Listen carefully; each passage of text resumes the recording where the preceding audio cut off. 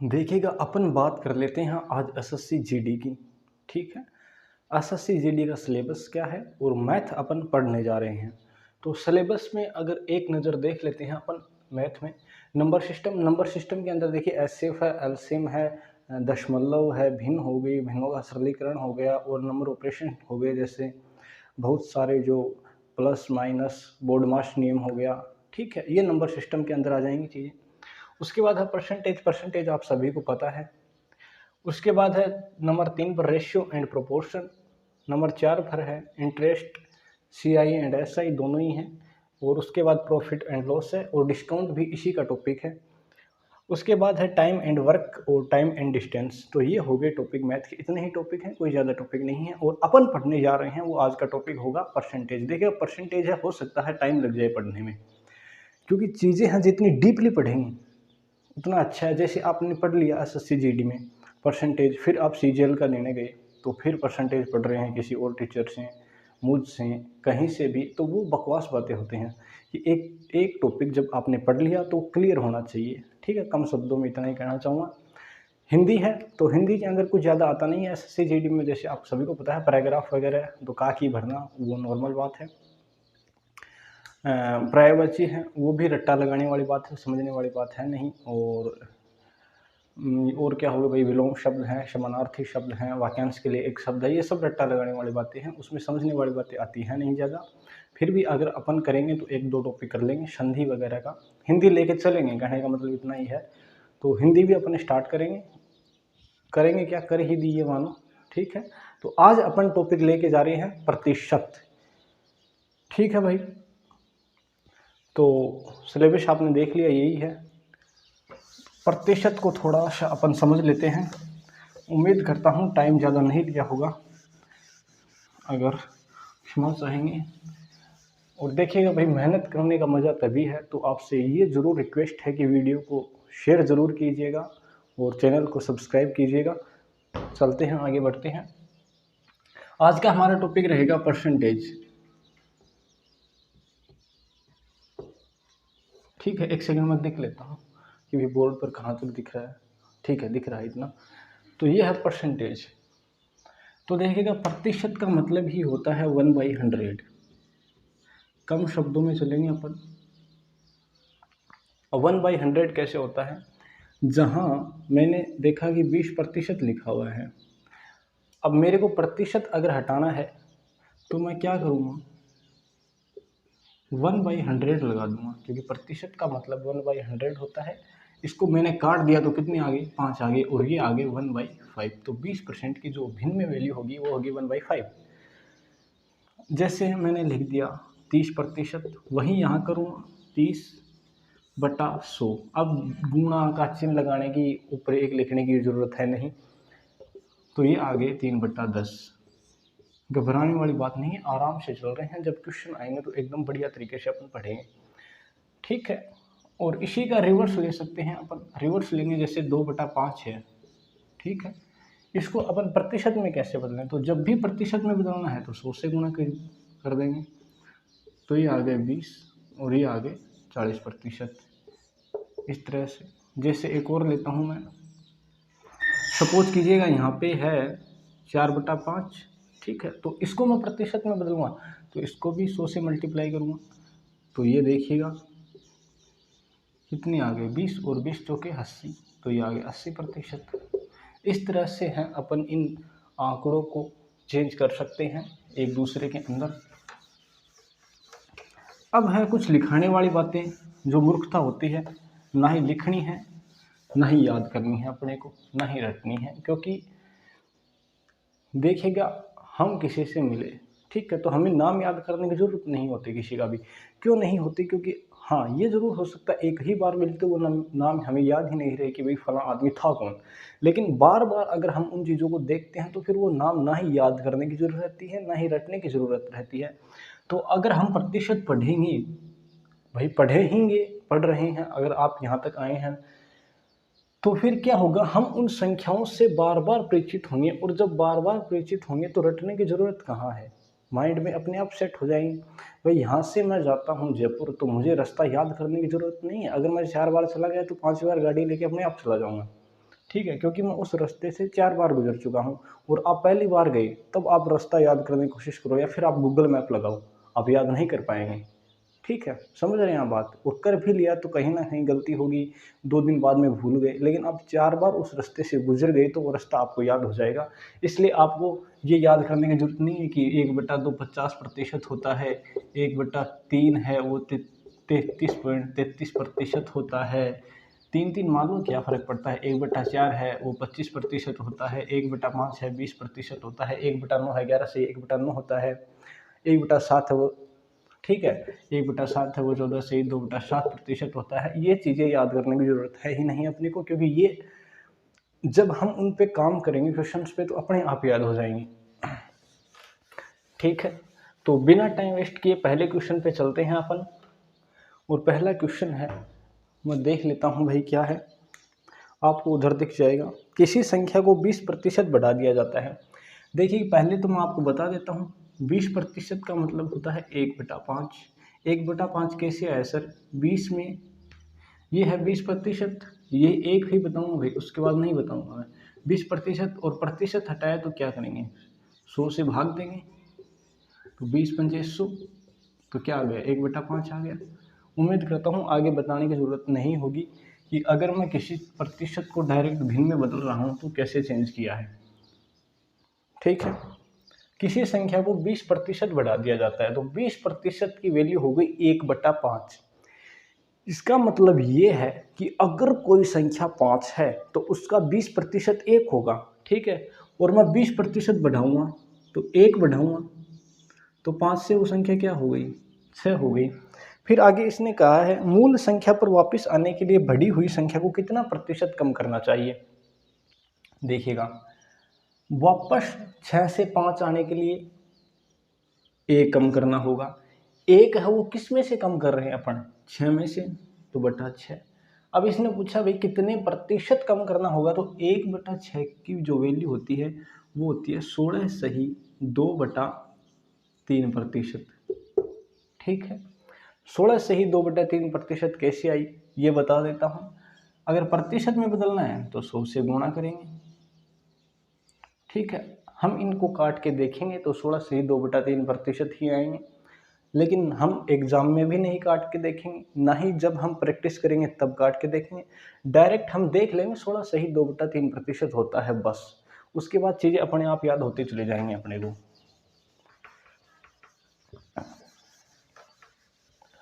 Next question है यदि किसी संख्या में 15 जोड़ा जाए तो यह अपने आप का 25% बढ़ जाती है। देखिएगा 25% है उसकी वैल्यू होती है 1/4। ये कैसे होगी ये मैं बता चुका हूँ पहले वाले क्वेश्चंस में आपको। ठीक है, अगर 4 कोई संख्या है तो उसका 25% है वो 1 होगा, तो 4 से 25% बढ़ाया मतलब 1 बढ़ाया तो कितनी हो गई, 5 हो गई। तो हमने कितना जोड़ा है इसमें, हमने 1 तो जोड़ा है, लेकिन ये कहता नहीं सर मैंने 1 नहीं जोड़ के 15 जोड़े हैं। इसने कितने जोड़े हैं, 15। मैंने तो 1 ही जोड़ा है, तो 1 को 15 बनाने के लिए मैं क्या करूँगा, 15 से गुणा करूँगा। ठीक है, और मैंने यहाँ 15 से गुणा कर दिया तो यहाँ भी 15 से गुणा करूँगा, तो 15 चौके 60। तो मूल संख्या अपनी क्या थी, 60 थी। आगे आंसर। नेक्स्ट क्वेश्चन पे चलते हैं भाई, कोई घबराने वाली बात नहीं, अगला क्वेश्चन भी ऐसा ही होगा, अपन आराम से देखेंगे, बस आप देखिएगा भाई। यदि किसी संख्या में 20 घटा दिया जाए तो यह अपने आप का 16 से ही 2/3% घट जाती है, तो मूल संख्या बताइए। देखिए मैंने थोड़ी देर पहले कहा 16 सही 2/3% की वैल्यू आपको बताई थी 1/6। ठीक है, लेकिन इस बार इसने क्या कहा कि 16 से ही 2/3% घटा दिया जाता है। घटाने का मतलब क्या हुआ, 6 अगर वो संख्या है तो 6 का 16 से ही 2/3% होता है 1, तो मैं 1 घटा दूंगा तो वो संख्या आ गई 5। मैंने कितना घटाया भाई, मैंने 1 घटाया, लेकिन इसने कहा सर 1 नहीं घटाकर मैंने घटाए कितने हैं, 20 घटाए हैं। तो 1 को 20 बनाने के लिए क्या करूँगा, 20 से गुणा कर दूंगा। अगर इधर मैं 20 से गुणा करूँगा तो इधर भी 20 ही से गुणा करूँगा, तो अपनी मूल संख्या क्या आ गई, 6 दूनी 12 और 0, तो ये आ गई 120। ये आ गई अपनी मूल संख्या। ठीक है। ये पूछता भाई ऑपरेशन के बाद संख्या क्या होगी, ठीक है, तो अपन इधर 20 से गुणा करके लिख देते 20 पंजे 100, लेकिन ये इसने अपने को पूछा नहीं है। नेक्स्ट क्वेश्चन है, यदि किसी संख्या में 40 जोड़ दिया जाए तो यह अपने आप का 125% हो जाती है। देखिएगा इसने ये कहा है अपने आप का 125% हो जाती है। अगर कोई मान लीजिए मेरा वेट 100 kg है नहीं, ठीक है, और मैं कहूँ मेरा वेट है वो 125% हो गया अपने आप का, इसका मतलब मेरा वेट है 125 kg हो गया, ठीक है। एक तरीका तो ये हो गया कि मेरा वेट 125 kg हो गया, ठीक है। अब एक तरीका ये है कि मैं ये बोलूं कि मेरा वेट 100 kg है और 25% बढ़ गया, दोनों बात एक ही है। 125% हो जाना और 25% बढ़ जाना, ठीक है, एक ही बात है। तो इसने कहा यदि मैं किसी संख्या में 40 जोड़ दूं तो वो संख्या अपने आप का 125% हो जाती है। 125% हुई है, इसका मतलब वो 25% बढ़ी है, ठीक है। 25% की वैल्यू आपको याद हो गई है, होती है 1/4। तो 4 से 1 ऐड किया तो कितनी आ गई 5। मैंने कितने जोड़े इसमें, 1 जोड़ा, लेकिन ये कह रहा है 1 नहीं जोड़ के मैंने जोड़े कितने हैं, 40 जोड़े। 1 को 40 बनाने के लिए मैं क्या करूँगा, 40 से गुणा करूँगा। इधर मैंने 40 से गुणा किया है तो इधर भी मेरे को क्या करना होगा भाई, 40 से गुणा करना होगा, और 4 चौक 16 और ये क्या हो गए 160। ये अपने आगे उत्तर। उम्मीद करता हूँ मैंने बहुत सारे क्वेश्चन करवा दिए हैं ऐसे, ठीक है। 4-5 क्वेश्चन हो गए हैं, उसके बाद है दिमाग में पकड़ बननी शुरू हो जाती है। तो अब आप है ऐसा कोई क्वेश्चन आएगा तो कर लेंगे। नेक्स्ट क्वेश्चन है, यदि किसी संख्या में 81 जोड़ दिया जाए तो यह अपने आप का, हालांकि एक क्वेश्चन करवाना नहीं चाहिए लेकिन थोड़ा सा आंकड़ा बड़ा है और हो सकता है आप भयभीत हो जाएं, तो मैं करवा देता हूँ। यदि किसी संख्या में 81 जोड़ दिया जाए तो यह अपने आप का 437 सही 1/2% हो जाती है। हो जाती है पे गौर करना भाई, ठीक है। देखिएगा इसको तोड़ने के दो तरीके हैं। एक तो मैं 437 को 2 से गुणा करूँ, फिर 1 जोड़ूँ, बटे में 2 करूँ, फिर 1/100 करूँ, ठीक है। ये तरीका अपने को नहीं करना। अपने को करना कैसे है, देखिएगा एक तरीका तो ये था 437 को, ठीक है, मैं यहाँ 2 से गुणा करता, ठीक, फिर +1 करता, फिर बट्टे में 2 करता, फिर प्रतिशत हटाने के लिए बट्टे में 100 करता। ये बकवास चीज़ है, बच्चे भी ऐसा करेंगे, ठीक है, और किसी से पढ़ने वाले भी ऐसा करेंगे। अपन ऐसा नहीं करेंगे क्योंकि अपन एरोप्लेन में जा रहे हैं, ठीक है। एरोप्लेन में जाने का मतलब क्या हुआ बाद में बताऊंगा, ठीक। तो अपन इसको ऐसे तोड़ेंगे भाई, 400 + 37 सही 1/2%, ठीक है। प्रतिशत ये मान के चलिए पूरे के ही लगा हुआ है। आई बात समझ में। अब मेरे को पता है जब प्रतिशत हटाना है तो 100 का भाग देना है, तो 400 में दूंगा तो डायरेक्ट 4 आ जाएंगे। आई बात समझ में। 37 सही 1/2% की वैल्यू होती है 3/8। सर कैसे आई, सर देख लीजिएगा, 37 दूनी 74, एक 75, 75/2 और 75/2, ठीक है, बट्टा में 100 और कर देना। भाई कैसे करोगे, 75/2 गुणा में 100 और कर दो, क्योंकि आपको प्रतिशत हटाना, ये वैल्यू आ जाएगी, ठीक है। तो ये आगे 8 चौके 32 और 3 35/8। मतलब अगर वो संख्या 8 थी, ठीक है, तो वो अब हो गई है 35। यहाँ अंतर कितना है सर, यहाँ अंतर है 27 का। लेकिन इसने कहा सर 27 ना जोड़ के मैंने जोड़े कितने हैं, 81 जोड़े हैं। तो सर आपने 81 जोड़े हैं और मैंने जोड़े हैं 27। तो 27 को 81 करने के लिए मैं क्या करूँगा, एक सेकंड भाई, तो मैं 3 से गुणा करूँगा, ठीक है। तो मैंने कर दिए गुणा 3। अगर इधर मैंने 3 से गुणा किए हैं तो इधर भी मैं 3 से ही गुणा करूँगा, तो मेरी जो वास्तविक संख्या है वो क्या आ गई, 24 आ गई, और ये आ गए आंसर, ठीक है। अब देखिए जब आप एग्जाम में करेंगे या मैं करूँगा, कोई भी एक्स वाई जेड जब एग्जाम में करेगा तो उसको ये लिखने की ज़रूरत नहीं पड़ेगी, ठीक है, कोष्टक वगैरह लगाने की। वो डायरेक्ट यहाँ से कर सकता है, क्योंकि आपने जब रास्ता याद कर ही लिया है, 4 बार आप उस रास्ते से गुजर चुके होंगे, तो आपको पता होगा कि 400 टूटेगा तो 4 बनेगा, और 37 से ही 1/2 की वैल्यू 3/8 होगी। तो आप डायरेक्ट ये लिख देंगे, ठीक है। चलिएगा अभी नेक्स्ट क्वेश्चन पे चलते हैं। नेक्स्ट क्वेश्चन है, टाइप नंबर 2, ठीक है। तो टाइप नंबर 2 है अपनी कंप्लीट, टाइप नंबर फर्स्ट है वो अपनी कंप्लीट हो गई है।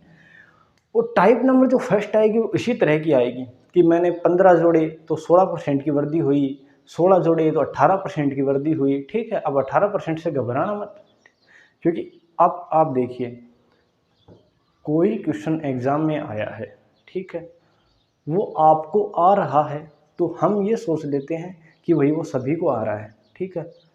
लेकिन कोई क्वेश्चन है एग्जाम में हमें नहीं आ रहा तो हम ये सोचते हैं यार ये केवल मुझे ही नहीं आ रहा। ये चीज़ है वो अपने वहाँ पे जाके पैनिक करती है, ठीक है। अगर कोई क्वेश्चन मुझे नहीं आ रहा तो भी आप यही सोच के चलो कि सारा किसी को नहीं आ रहा है क्वेश्चन, ठीक है। तो इससे क्या होगा, थोड़ा सा डर कम हो जाएगा अपना। अभी एग्जाम में तो अपन कुछ कर नहीं सकते, बाद में आके तैयारी करो, ठीक है। अगले क्वेश्चन पे चलते हैं। टाइप नंबर फर्स्ट अपनी कंप्लीट हो चुकी है, तो आप इस तरह के क्वेश्चन उम्मीद करता हूं अच्छी तरह से सीख चुके हैं। क्वेश्चन नंबर 2, एक व्यक्ति अपनी आय का 60% खर्च करता है। देखिए कोई व्यक्ति है, मैं मानता हूं उसकी इनकम है वो 100 रुपीज़ है, ठीक है। वो अपनी आय का खर्च करता है, एक्सपेंडिचर है उसका 60%, ठीक।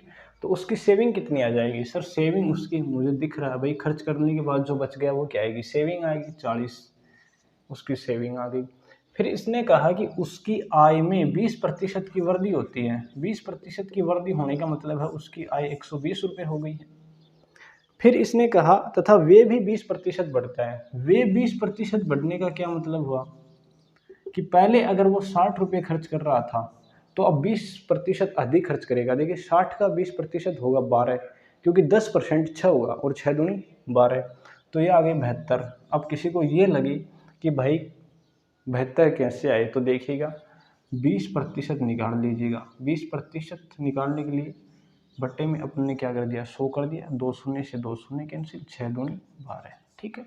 तो 12 रुपये की वृद्धि यानी 72 रुपये आ गए। अब इसने कहा है बचत में प्रतिशत वृद्धि याद कीजिए। अब देखो पहले 100 रुपये कमा रहा था, 60 रुपये खर्च कर रहा था, 40 रुपये बच रहे थे। अब ये क्या है, 120 रुपये कमा रहा है, 72 रुपये खर्च कर रहा है। तो कमाई में से अगर खर्च घटा दे तो क्या आएगी, सेविंग आएगी। 28 और 20 कितने आ गए, 48। तो इसकी सेविंग क्या है भाई, 48 रुपये है। तो बचत कितने रुपये बढ़ी, 8 रुपये। लेकिन इसने कहा प्रतिशत में बताइए, तो 8/40। मैंने बटा में 40 क्यों किया मैं बता दूंगा। 8 पंजे 40, तो 1/5 बराबर 20%। देखिए अब हमारे 2021 में जनगणना होनी थी, मान लीजिए हो गई, ठीक है। तो 2021 में जो जनगणना होगी, ठीक, वो कितने प्रतिशत बढ़ी है, वो किस आधार पे देखी जाएगी कि 2011 में जनसंख्या क्या थी, ठीक है। तो पहले वाली बचत क्या थी, ठीक है। अब 40-40 तो सेम हो गए, एक्स्ट्रा तो क्या 8 ही है, तो 8/40 कर दिया। बेस क्या होगा, पहले वाला ही तो होगा। आगे बात समझ में। नेक्स्ट क्वेश्चन पे चलते हैं। एक व्यक्ति अपनी आय का 70% खर्च करता है। अब मैं मान लेता हूँ उसकी उसकी जो आय है वो है ही 100 रुपये। जब उसने 70 रुपये खर्च कर दिए, बचे कितने, 30 रुपये। मैंने माने हैं टोटल आय 100 रुपये है, ठीक है। यदि व्यक्ति की आय 30% बढ़ती है, 30% बढ़ने का मतलब हो गया 130 रुपये होगी आय, ठीक है। वे 10% घटता है। अब इसने क्या किया, समझदारी दिखाते हुए अपने खर्च को भी कम कर दिया। तो 70 का 10% होगा 7। कैसे निकालेंगे यार, बताने वाली बात है नहीं, फिर भी बता देता हूँ। तो ये बट्टे में 100, तो 7 एकम 7, तो 70 में से 7 के कितने आ गए, 63 आ गए। तो इसने कहा है बचत में प्रतिशत परिवर्तन ज्ञात कीजिए। तो 130 कमा रहा है, 63 रुपये खर्च कर रहा है, तो क्या हुआ 27, तो 1 हो गई, ठीक है भाई। 27 तो यहाँ से आ गए, 37 आएंगे, सॉरी। तो 37 तो यहाँ से आ गए और 30 वाली ये है, तो ये कितने आ गए भाई, 67 रुपये आ गए, 30 और 37। तो अब ये क्या कर रहा है, 67 रुपये बचा रहा है। अंतर कितने का है, 37 रुपीज़ का। तो 37 बटे में 30 गुणा में 100, 1 शून्य से 1 शून्य कैंसिल, ये आएगा 370/3। अब देखिए हमने 5वीं छठी क्लास में पढ़ा है कि मैं इसको ऐसे भी तोड़ सकता हूँ 360/3, ठीक है, और 10/3। तो यहाँ से आएगा 120, क्योंकि 12 3 36 होते हैं, और यहाँ से आएगा 3 सही 1/3, क्योंकि देखिए हमने पढ़ा 10 में 3 का भाग भी तो 3.333 ऐसे चलता जाता है ना, उसी तरीके से। तो 120 प्लस 3 सही 1/3 कितना आ गया भाई, 123 सही 1/3% की उसकी क्या होगी, वृद्धि होगी बचत में, ठीक है। नेक्स्ट क्वेश्चन पे अपन चलेंगे, देख लीजिएगा आराम से। नेक्स्ट क्वेश्चन है, ये भी कोई कराने वाली चीज़ नहीं है, ठीक। अब आते हैं अपन अगले क्वेश्चन पे।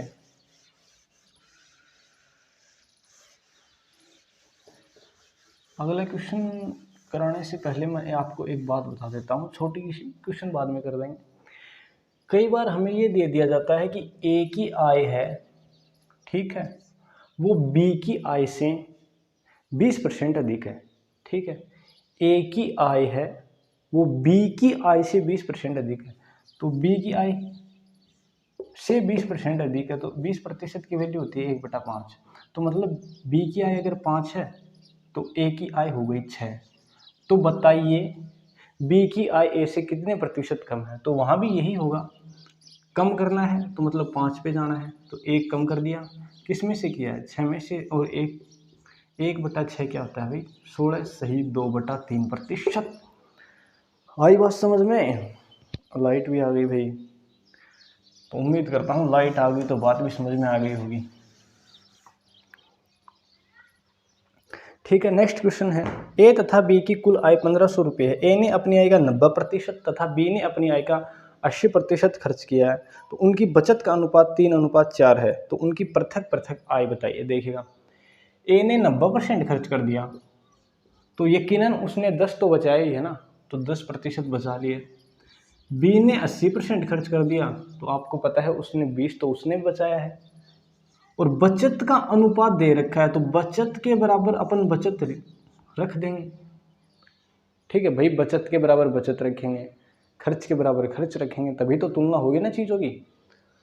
तो 10 दूनी 20 आ गए, और यहाँ से भी 2 कट गई, तो ये आ गई 3/2। इधर से तो सब कुछ कैंसिल हो गया, तो A/B बराबर क्या आया, 3। तो A/B बराबर क्या आ गया, 3/2 आ गया, तो 3/2, तो ये क्या आ गई 5। लेकिन इसने कहा इनकी आय 5 रुपये नहीं है साहब, इनकी आय है 1500 रुपये, तो 1500 रुपये है, तो गुणा कितने करेंगे भाई, 300। अगर मैंने 5 को 300 से गुणा किया है ना, तो सारी संख्याएं ही 300 से गुणा होंगी, तो 3 गुणा 300, तो 900 रुपये। बी बराबर 2 गुणा 300, तो 600 रुपये, ठीक है। तो ए है वो 900 रुपये कमाता है, और बी है वो 600 रुपये कमाता है। आई बात समझ में।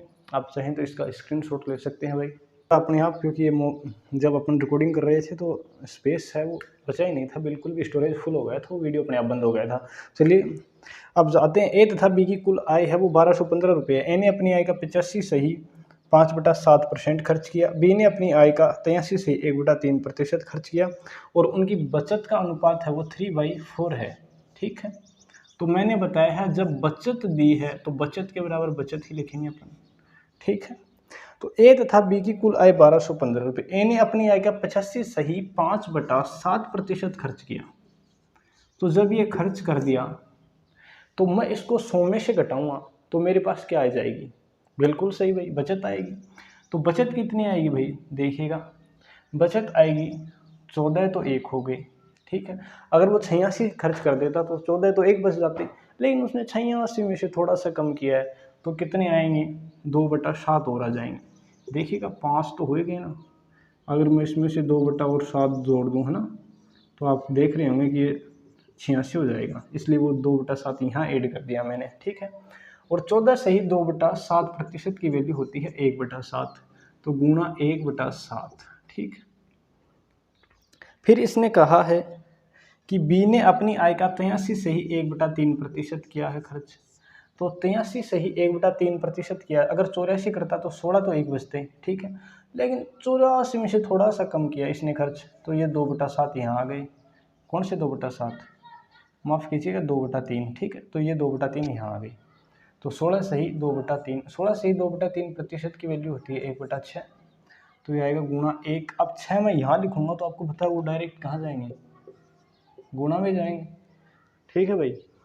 ये तो याद हो जाने वाली बातें हैं, जब प्रैक्टिस करेंगे। भाई पहले ही दिन में कोई 5 मिनट में 4 चक्कर थोड़ी लगा सकता है, जाहिर सी बात है नहीं लगा सकेगा, वो प्रैक्टिस करेगा तभी लगेंगे। और हर चीज़ है वो प्रैक्टिस करने से ही होती है। अब कोई पहले दिन जिम में जाए तो 16 का डोला थोड़ी बनेगा। तो A/B बराबर देखिए 7 तो वजर गुणा होंगे तो इधर चले जाएंगे, ठीक है। 2 को इधर लेके आएंगे तो 4 दूनी 8, तो 8 7 15। लेकिन इसने कहा है टोटल आय 15 नौकर न होकर है कितनी, 1215 रुपये। तो 1215 में भाग देंगे तो 15 अट्ठे 120, 1 और 5, 15 एकम 15। देखिए दिमाग में जब चीज़ें चलने लगेंगी अपने, अब तो कचरा चल रहा है, ठीक है।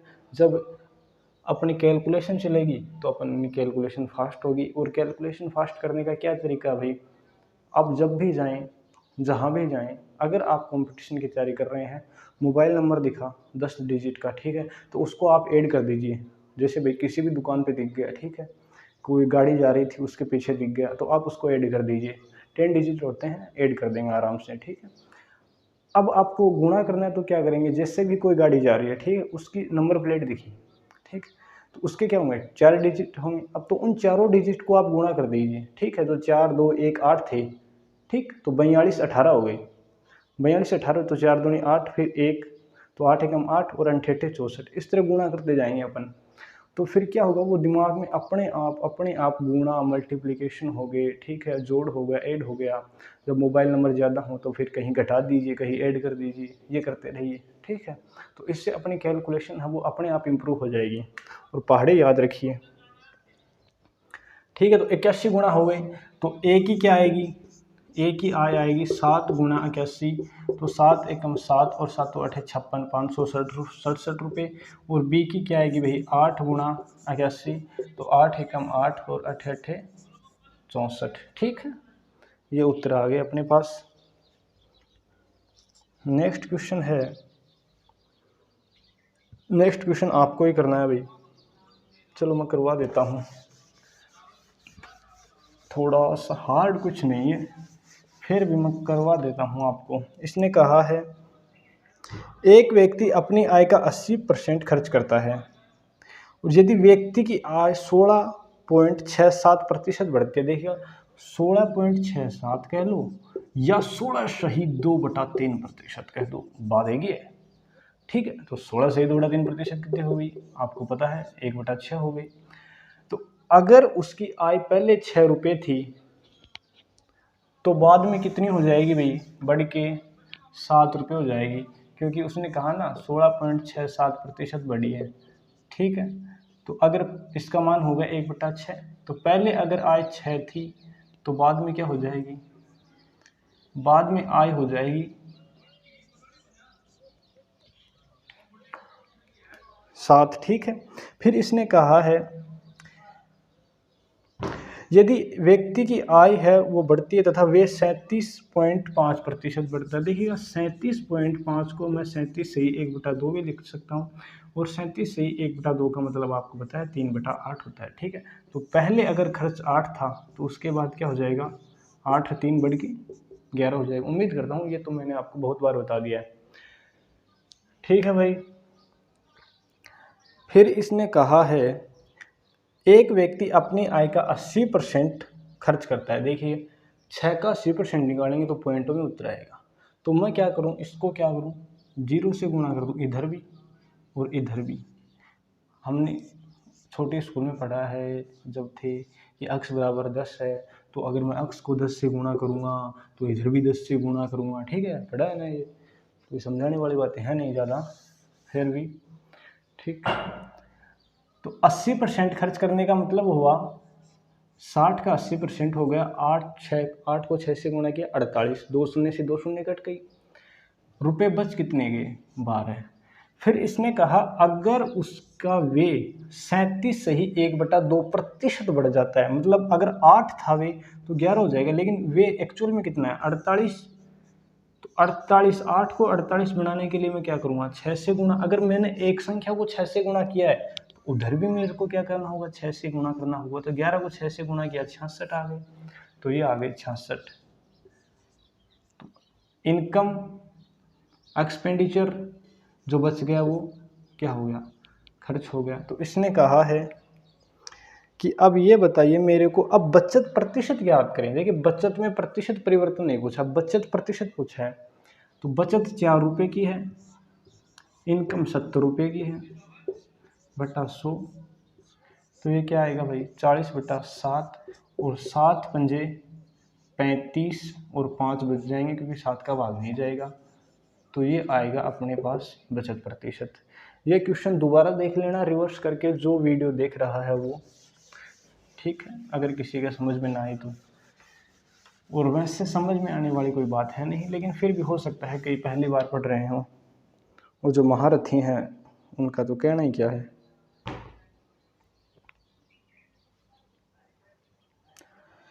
इसने कहा है, ये 2 क्वेश्चन करेंगे भाई लास्ट अपन। किसी शहर की जनसंख्या लगातार 3 वर्षों में 20% से बढ़ती है, और यदि नगर की वर्तमान संख्या 1250 है तो 3 वर्ष बाद जनसंख्या ज्ञात करें। देखिए हर वर्ष होता क्या है, 20% की हर वर्ष वृद्धि हो जाती है। जैसे आज, फिर कल, फिर परसों, ठीक है, ऐसे ही अगले साल, उससे अगले साल, उससे अगले साल, ऐसा होता रहता है। जैसे अपने क्या है 2021 चल रहा है, 21 में 20% बढ़ी, 22 में 20% बढ़ी, फिर 23 में 20% बढ़ी। तो 20% की जो वैल्यू होती है वो आपको याद होगी, होती है 1/5। तो पहले साल 5 से 6 हुई, अगले साल भी 5 से 6 हुई, ठीक है, और उससे अगले साल भी 5 से 6 हुई, ये 3 साल हो गए। अब ये क्या होंगे, गुणा हो जाएंगे। तो 5 की क्यूब 125 और 6 की क्यूब कितनी होती है, 216। इसने कहा है शुरुआत में जनसंख्या कितनी है भाई, 1250 है। अब 125 को मैं 1250 बनाने के लिए क्या करूँगा, 10 से गुणा कर दूंगा। इधर मैंने 10 से गुणा किया है तो इधर भी संख्या क्या होगी, 10 से गुणा होगी। तो ये कितनी आ गई भाई, 2160 आ गई, ठीक है। ये आ गए अपने उत्तर। एक क्वेश्चन और कर लेते हैं लास्ट अपन।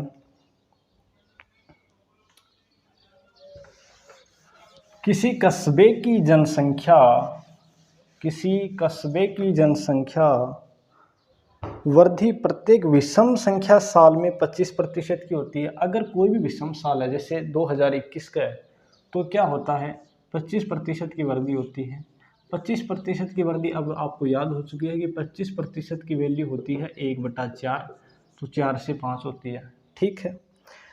और सम संख्या, जब वर्षों की सम संख्या हो तो 4% की कमी होती है। देखिए 4% की वैल्यू हो जाएगी 1/25। अब विषम संख्या में वृद्धि, सम संख्या में कमी, कमी का मतलब हो गया अब 25 थी तो 1 की कमी होने के बाद कितनी हो जाएगी, 24 हो जाएगी। यदि 2011 के अंत में 2520 जनसंख्या हो, यानी 2520 जनसंख्या हो, तो 2007 के आरंभ में जनसंख्या ज्ञात करें। तो ये मैं मान लूँ 2007 था, ठीक है। 8 आया, कमी हुई, 9 आया, फिर क्या होगी, वृद्धि होगी क्योंकि विषम है, ठीक है। 10 आया, क्या होगा भाई, जब 10 आएगा तो फिर क्या होगा, कमी होगी, ये 25 है, ये 21 है। अब 11 आएगा फिर वृद्धि होगी, 4 होगा, 5 होगा। ये आपको समझाने के लिए लिखा है इधर, कोई बात है नहीं खास इसमें, मिटा देता हूँ इसको। अब देखिए अपन काट देते हैं इनको, 4 छक्के हो गए भाई 24, 5 से 5 घट गए 25, फिर अपन देखते हैं ये 24 आएगा भाई यहाँ पे, 4 छक्के हो गए 24, फिर 5 से 5 25, ठीक है। और क्या बच गया, चलो देखते हैं एक बार, 5 गुणा 5 गुणा 4 बाद में काट देंगे, और जो बचेगा वो 6 गुणा 6 गुणा 5, 5 को फिर काट दिया, ठीक है। और ये चलो अब रहने देते हैं, 5 चौके 20 और 6 6 हो गए 6 6 36, ठीक है। फिर इसने कहा 2011 के अंत में 2520 है, यानी 2520, लेकिन अपनी पास क्या आ रही है, अपने पास 36 आ रही है। ठीक है, चलो मैं काट देता हूँ ताकि डिवाइड करने में आसानी हो। तो ये आगे 10 और ये आगे 18। ठीक है, तो अपने पास क्या है 18। तो 18 एकम 18 और 18 चौके हो गए 72, तो 140 गुना पर ये है भाई। अपनी आ रही है 18, रियल में है 2520, तो 18 को किससे गुणा करूंगे 2520 आ जाए, तो 140 से गुणा कर दिया यार। तो अगर इधर 140 से गुणा किया है तो इस 10 को भी 140 से गुणा करूंगा, तो 140 को 10 से गुणा किया तो कितनी आ जाएगी 14। तो 2007 के शुरुआत में जो जनसंख्या थी ना वो 1400 थी। और आज अपन इतने ही क्वेश्चन करेंगे क्योंकि टाइम भी ज़्यादा हो गया है और क्लास थोड़ी लंबी हो गई है मुझे लगता है। तो धन्यवाद, और शेयर और सब्सक्राइबर अपने कर दीजिएगा, संभव हो तो ना हो तो देख लीजिएगा अपने हिसाब से। धन्यवाद भाई।